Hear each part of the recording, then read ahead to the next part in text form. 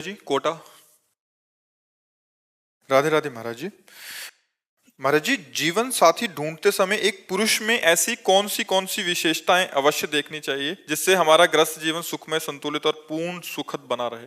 हम तो यही मनाते हैं कि सबसे पहले भगवान से ही प्रार्थना करनी चाहिए कि मुझे पवित्र संयमी जीवन साथी दीजिए, क्योंकि आजकल बेविचारी बच्चियां और बच्चे सब हो रहे हैं।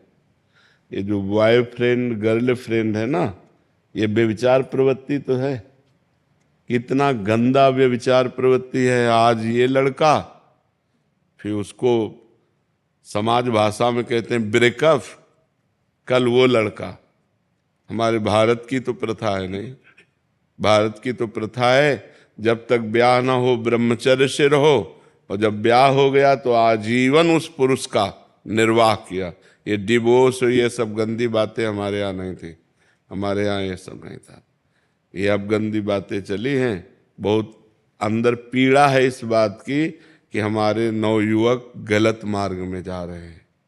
बच्ची है तो गलत मार्ग में, बच्चे हैं तो गलत मार्ग में। बच्चियां बच्चे व्यसन करने लगे, पार्टी में शराब पीने लगे, ड्रग्स लेने लगे, गंदे आचरणों की तरफ बढ़ रहे हैं। छोटे छोटे बच्चे गंदी आदतों से युक्त हो रहे हैं। बड़े बड़ों की तो बात ही क्या है। अब और सुविधा चल गई, लिव इन रिलेशन।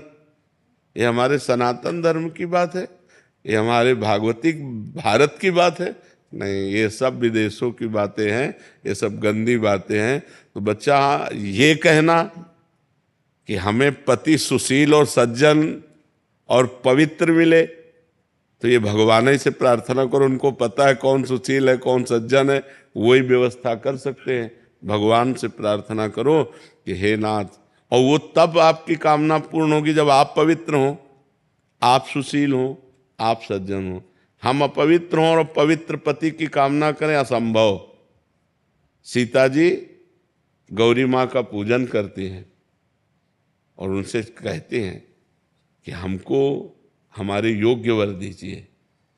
तो जिस दिन राम जी के दर्शन हुए जनक जी की वाटिका में सियाजू को, फिर पूजन करने गई तो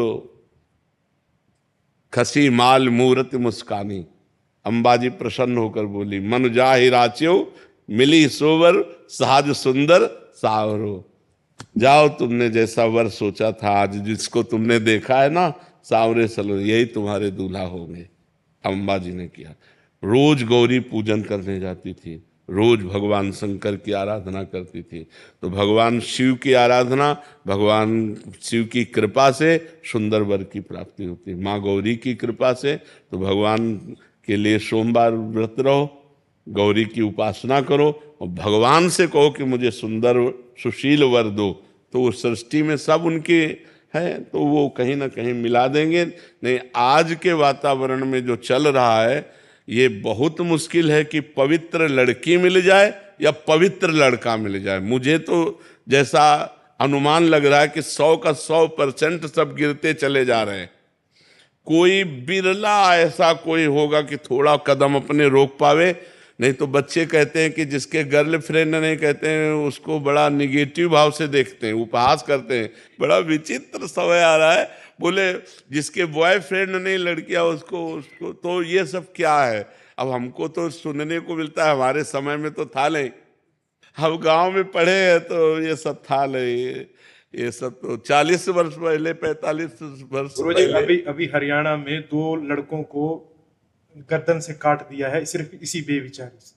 हाँ बिल्कुल। हाँ, क्योंकि उन्होंने क्या हुआ, छेड़खानी की लड़कियों से। हाँ, तो उनको समझाया, नहीं समझे। हाँ, लेकिन उसके बाद उन्होंने अगले दिन उनको काट दिया। 7 वो भी नाबालिग हैं जिन्होंने मारा है उनको। हाँ। अब बताइए बाबा क्या। बिल्कुल नहीं, हमारे बच्चों में बहुत ये व्यसन, बेविचार, हिंसा, ये प्रवृत्तियां बढ़ रही हैं। इसको रोकें कैसे बाबा? बच्चों को मोबाइल देना भी मजबूरी है आज। हाँ, मोबाइल तो दीजिए, लेकिन उनको शिक्षा दीजिए कि गलत चैप्टर मोबाइल का ना देखें।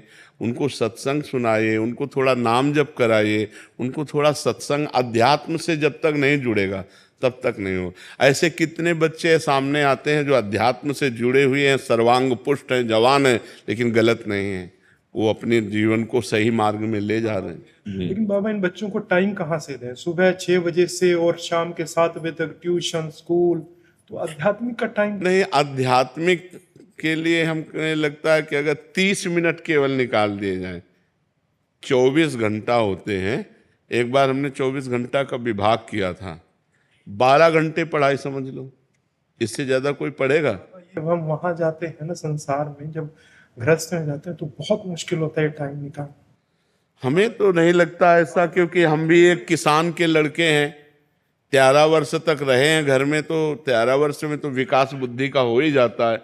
हमने भी देखा है, घंटों ताश लोग खेलते हैं, 24 घंटे कोई कार्यरत नहीं रहता। आपके अनेक शिष्य हैं, हमसे मिलते रहते हैं महाराज जी, वो मतलब 4-4, 5-5 घंटे भजन कर रहे हैं महाराज जी। हाँ, वही कह रहा हूँ। बड़े बड़े पदों पे हैं, बड़ी बड़ी नौकरियां कर रहे हैं। हाँ, हम लोग अगर बेईमानी वाला समय ईमानदारी में लगा दें तो काम चल जाए। मैं बच्चों की बात कर रहा हूँ। देखो, बच्चे भी हैं, बच्चों को प्यार और शासन दोनों की जरूरत है।